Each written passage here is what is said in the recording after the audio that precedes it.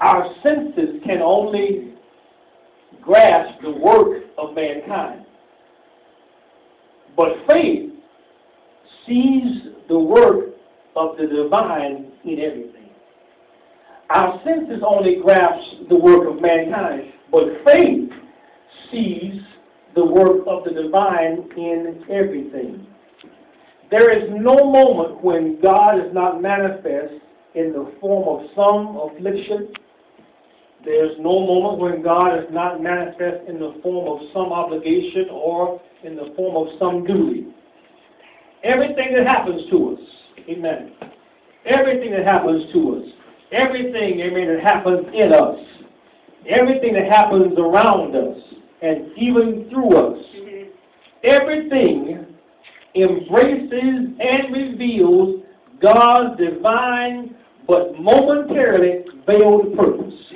Amen. Amen. Everything that happens to us, everything that happens in us, everything that happens around us, yes, everything that even happens through us, embraces and it reveals God's divine but momentarily veiled purpose.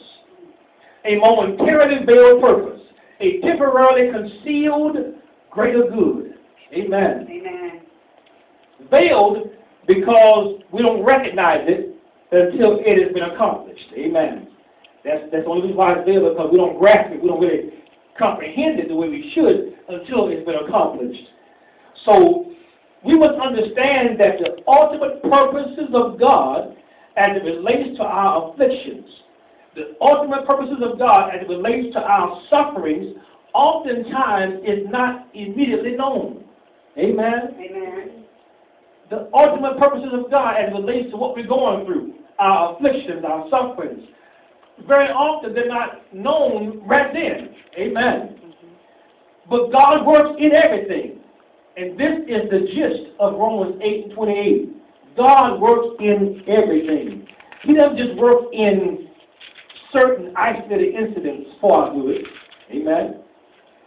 But God, and God is not picky as to what situations and circumstances will work for our good.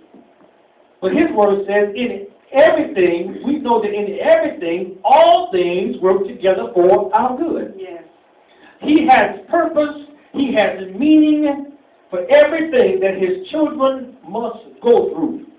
Amen. Amen. He has purpose, He has meaning for everything His children must go through. Now, this is not to say that everything that happens to us is good. Amen. It's not to say that. But the Bible does say in Thessalonians, it says, in everything, give thanks. Yes. Amen. Amen. But it's not to say that everything that happens to us is good. No, that's not what I'm advocating at all this morning. Because bad things do happen to good people. That's right. That's Amen. right. That's right. Amen. They just do, because we live in a fallen, imperfect world. Amen. We live in a fallen, imperfect world, and we are surrounded by fallen, imperfect people. Amen. And so, and the sooner we as Christians embrace this truth, all the better we'll be, and all the better we'll be able to adjust and to move on. Amen. But once we finally embrace this truth, that we live in a fallen, imperfect world, and we are surrounded by fallen and imperfect people. And because of that, that's what causes oftentimes bad things to happen to good people. Right. Amen. Amen. Right. So again, bad things happen sometimes because of our own choices. Sometimes bad things happen because of our own decisions that we make. Sometimes because we don't quite think things through as we ought to. We don't